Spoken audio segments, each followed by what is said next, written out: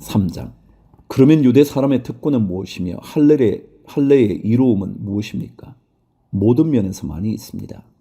첫째는 그들이 하나님의 말씀을 맡았다는 것입니다. 그런데 그들 가운데서 얼마가 신실하지 못했다고 해서 무슨 일이라도 일어납니까? 그들이 신실하지 못했다고 해서 하나님의 신실하심이 없어지겠습니까? 그럴 수 없습니다. 사람은 다 거짓말쟁이이지만 하나님은 참되십니다. 성경에 기록한 바 주님께서는 말씀하실 때에 의로우시다 인정을 받으시고 재판을 받으실 때에 주님께서 이기시려는 것입니다. 한 것과 같습니다. 그런데 우리의 불의가 하나님의 의를 드러나게 한다면 무엇이라고 말하겠습니까? 우리에게 진노를 내리시는 하나님이 불의하시다는 말입니까? 이것은 사람들이 말하는 방식으로 내가 말해본 것입니다. 절대로 그럴 수 없습니다. 만일 그렇다면 하나님께서 어떻게 세상을 심판하실 수 있겠습니까? 다음과 같이 반박하는 사람도 있을 것입니다. 나의 거짓됨 때문에 하나님의 참되심이 더욱 분명하게 드러나서 하나님께 영광이 돌아간다면 왜 나도 역시 여전히 죄인으로 판정을 받습니까? 더욱이 좋은 일이 생기게 하기 위하여 악한 일을 하자 하고 말할 수 있겠습니까? 사실 어떤 사람들은 우리가 그런 말을 한다고 비방합니다. 그런 사람들은 심판을 받아야 마땅합니다. 9절. 그러면 무엇을 말해야 하겠습니까? 우리 유대 사람이 이방 사람보다 낫습니까? 전혀 그렇지 않습니다. 유대 사람이나 그리스 사람이나 다 같이 죄 아래에 있음을 우리가 이미 지적하였습니다. 성경에 이렇게 기록되어 있습니다. 의인은 없다. 한 사람도 없다. 깨닫는 사람도 없고 하나님을 찾는 사람도 없다. 모두가 곁길로 빠져서 쓸모가 없게 되었다. 선한 일을 하는 사람은 없다. 한 사람도 없다. 그들의 목구멍은 열린 무덤이다. 혀는 사람을 속인다. 입술에는 독사의 독이 있다. 입에는 저주와 독설이 가득 찼다. 바른 피를 흘리는 일에 빠르며 그들이 가는 길에는 파멸과 비참함이 있다. 그들은 평화의 길을 알지 못한다. 그들의 눈에는 하나님을 두려워하는 빛이 없다. 율법에 있는 모든 말씀이 율법 아래 사는 사람에게 말한 것임을 우리는 압니다. 그것은 모든 입을 막고 온 세상을 하나님 앞에서 유죄로 드러내려는 것입니다. 그러므로 율법의 행위로는 하나님 앞에서 의롭다고 인정받을 사람이 아무도 없습니다. 율법으로는 죄를 인식할 뿐입니다. 21절. 그러나 이제는 율법과는 상관없이 하나님의 의가 나타났습니다. 그것은 율법과 예언자들이 증언한 것입니다. 그런데 하나님의 의는 예수 그리스도를 믿는 믿음을 통하여 오는 것인데 모든 믿는 사람에게 미칩니다. 거기에는 아무 차별이 없습니다. 모든 사람이 죄를 범하였습니다. 그래서 사람은 하나님의 영광에 못 미치는 처지에 놓여 있습니다. 그러나 사람은 그리스도 예수 안에서 얻는 구원으로 말미암아 하나님의 은혜로 값없이 의롭다는 선고를 받습니다. 하나님께서는 이 예수를 속죄 제물로 내주셨습니다. 그것은 그의 피를 믿을 때에 유효합니다. 하나님께서 이렇게 하신 것은 사람들이 이제까지 지은 죄를 너그럽게 보아주심으로써 자기의 의를 나타내시려는 것이었습니다. 하나님께서 오래 참으시다가 지금 이때에 자기의 의로우심을 나타내신 것은 하나님은 의로우신 분이시라는 것과 예수를 믿는 사람은 누구나 의롭다고 하는 것을 보여주시려는 것입니다. 그렇다면 사람이 자랑할 것이 어디에 있습니까? 전혀 없습니다. 무슨 법으로 의롭게 됩니까? 행위의 법으로 됩니까? 아닙니다. 믿음의 법으로 됩니다. 사람이 율법의 행위와는 상관없이 믿음으로 의롭다고 인정을 받는다고 우리는 생각합니다. 하나님은 유대 사람만의 하나님이십니까? 이방 사람의 하나님도 되시지 않습니까? 그렇습니다. 이방 사람의 하나님도 되십니다. 참으로 하나님은 오직 한 분뿐이십니다. 그러므로 하나님께서는 할례를 받은 사람도 믿음을 보시고 의롭다고 하시고 할례를 받지 않은 사람도 믿음을 보시고 의롭다고 하십니다. 그러면 믿음으로 말미암아 우리가 율법을 폐합니까? 그럴 수 없습니다. 도리어 율법을 굳게 세웁니다. 로마서 4장. 그러면 육신상으로 우리의 조상인 아브라함이 무엇을 얻었다고 우리가 말할 수 있겠습니까? 아브라함이 행위로 의롭게 되었더라면 그에게는 자랑할 것이 있었을 것입니다. 그러나 하나님 앞에서는 자랑할 것이 없습니다. 성경이 무엇이라고 말합니까? 아브라함이 하나님을 믿으니 하나님께서 그를 의롭다고 여기셨다 하였습니다. 일을 하는 사람에게는 품삯을 은혜로 주는 것으로 치지 않고 당연한 보수로 주는 것으로 생각합니다. 그러나 경건하지 못한 사람을 의롭다고 하시는 분을 믿는 사람은 비록 아무 공로가 없어도 그의 믿음이 의롭다고 인정을 받습니다. 그래서 행한 것이 없어도 하나님께서 의롭다고 여겨주시는 사람이 받을 복을 다윗도 다음과 같이 말하였습니다. 하나님께서 잘못을 용서해 주시고 죄를 덮어주신 사람은 복이 있다. 주님께서 죄 없다고 인정해 주실 사람은 복이 있다. 그러면 이러한 복은 할례를 받은 사람에게만 내리는 것입니까? 그렇지 않으면 할례를 받지 않은 사람에게도 내리는 것입니까? 우리는 앞에서 말하기를 하나님께서 아브라함의 믿음을 의로 여기셨다 하였습니다. 그러면 어떻게 아브라함이 그러한 인정을 받았습니까? 그가 할례를 받은 후에 그렇게 되었습니까? 그렇지 않으면 할례를 받기 전에 그렇게 되었습니까? 그것은 할례를 받은 후에 된 일이 아니라 할례를 받기 전에 된 일입니다.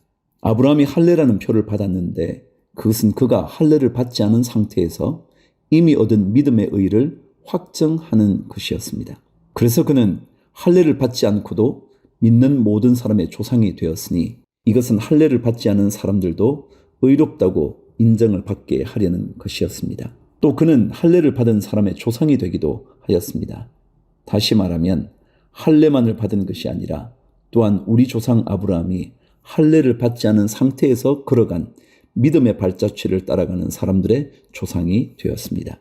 13절 아브라함이나 그 자손에게 주신 하나님의 약속 곧 그들이 세상을 물려받을 상속자가 되리라는 것은 율법으로 말미암은 것이 아니라 믿음의 의로 말미암은 것입니다.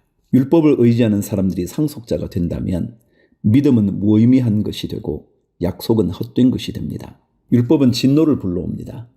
율법이 없는 곳에는 범법도 없습니다. 이런 까닭에 이 약속은 믿음에 근거한 것입니다. 그것은 하나님께서 아브라함에게 이 약속을 은혜로 주셔서 이것을 그의 모든 후손에게도 곧 율법으로 사는 사람들에게만이 아니라 아브라함이 지닌 믿음으로 사는 사람들에게도 보장하시려는 것입니다. 아브라함은 우리 모두의 조상입니다. 이것은 성경에 기록된 대로 내가 너를 많은 민족의 조상으로 세웠다 함과 같습니다. 이 약속은 그가 믿은 하나님, 다시 말하면 죽은 사람들을 살리시며 없는 것들을 불러내어 있는 것이 되게 하시는 하나님께서 보장하신 것입니다.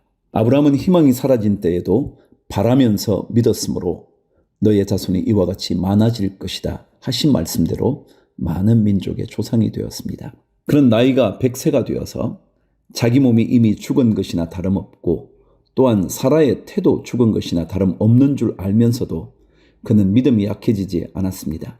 그는 하나님의 약속을 믿고 의심하지 않았습니다. 오히려 그는 믿음이 굳세어져서 하나님께 영광을 돌렸습니다. 그는 하나님께서 스스로 약속하신 바를 능히 이루실 것이라고 확신하였습니다. 그래서 하나님께서는 이것을 보시고 그를 의롭다고 여겨주셨습니다. 그가 의롭다고 인정을 받았다 하는 말은 아브라함만을 위하여 기록된 것이 아니라 하나님께서 의롭다고 여겨주실 우리, 곧 우리 주 예수를 죽은 사람들 가운데서 살리신 분을 믿는 우리까지도 위한 것입니다. 예수는 우리의 범죄 때문에 죽임을 당하셨고 우리를 의롭게 하시려고 살아나셨습니다.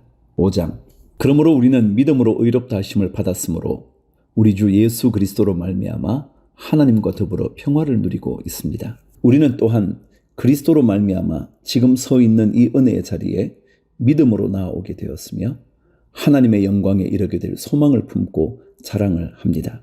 그뿐만 아니라 우리는 환난을 자랑합니다. 우리가 알기로 환난은 인내력을 낳고 인내력은 단련된 인격을 낳고 단련된 인격은 희망을 낳는 줄을 알고 있기 때문입니다. 이 희망은 우리를 실망시키지 않습니다. 하나님께서 우리에게 주신 성령을 통하여 그의 사랑을 우리 마음속에 부어주셨기 때문입니다. 우리가 아직 약할 때에 그리스도께서는 제때에 경건하지 않은 사람을 위하여 죽으셨습니다. 의인을 위해서라도 죽을 사람은 거의 없습니다. 더욱이 선한 사람을 위해서라도 감히 죽을 사람은 드뭅니다. 그러나 우리가 아직 죄인이었을 때에 그리스도께서 우리를 위하여 죽으셨습니다. 이리하여 하나님께서는 우리들에 대한 자기의 사랑을 실증하셨습니다. 그러므로 지금 우리가 그리스도의 피로 의롭게 되었으니 그리스도로 말미암아 하나님의 진노에서 구원을 얻으리라는 것은 더욱 확실합니다. 우리가 하나님의 원수일 때에도 하나님의 아들의 죽으심으로 말미암아 하나님과 화해하게 되었다면 화해한 우리가 하나님의 생명으로 구원을 얻으리라는 것은 더욱더 확실한 일입니다. 그뿐만 아니라 우리는 또한 우리 주 예수 그리스도로 말미암아 하나님을 자랑합니다. 우리는 지금 그로 말미암아 하나님과 화해를 하게 된 것입니다. 12절. 그러므로 한 사람으로 말미암아 죄가 세상에 들어왔고 또 그 죄로 말미암아 죽음이 들어온 것과 같이 모든 사람이 죄를 지었기 때문에 죽음이 모든 사람에게 이르게 되었습니다. 율법이 있기 전에도 죄가 세상에 있었으나 율법이 없을 때에는 죄가 죄로 여겨지지 않았습니다. 그러나 아담 시대로부터 모세 시대에 이르기까지는 아담의 범죄와 같은 죄를 짓지 않은 사람들까지도 죽음의 지배를 받았습니다. 아담은 장차 오실 분의 모형이었습니다. 그러나 하나님께서 은혜를 베푸실 때 생긴 일은 아담 한 사람이 범죄했을 때 생긴 일과 같지 않습니다. 한 사람의 범죄로 많은 사람이 죽었으나 하나님의 은혜와 예수 그리스도 한 사람의 은혜로 말미암은 선물은 많은 사람에게 더욱더 넘쳐나게 되었습니다. 또한 하나님께서 주시는 선물은 한 사람의 범죄의 결과와 같지 않습니다. 한 범죄에서는 심판이 뒤따라와서 유죄 판결이 내려졌습니다마는 많은 범죄에서는 은혜가 뒤따라와서 무죄 선언이 내려졌습니다. 아담 한 사람의 범죄 때문에 그 한 사람으로 말미암아 죽음이 왕노릇하게 되었다면 넘치는 은혜와 의의 선물을 받는 사람들은 예수 그리스도 한 분으로 말미암아 생명 안에서 왕노릇하게 되리라는 것은 더욱더 확실합니다. 그러니 한 사람의 범죄 행위 때문에 모든 사람이 유죄 판결을 받았는데 이제는 한 사람의 의로운 행위 때문에 모든 사람이 의롭다는 인정을 받아서 생명을 얻게 되었습니다. 한 사람이 순종하지 않음으로 말미암아 많은 사람이 죄인으로 판정을 받았는데 이제는 한 사람이 순종함으로 말미암아 많은 사람이 의인으로 판정을 받을 것입니다. 율법은 범죄를 증가시키려고 끼어 들어온 것입니다. 그러나 죄가 많은 곳에 은혜가 더욱 넘치게 되었습니다. 그것은 죄가 죽음으로 사람을 지배한 것 같이 은혜가 의를 통하여 사람을 지배하여 우리 주 예수 그리스도로 말미암아 얻는 영원한 생명에 이르게 하려는 것입니다.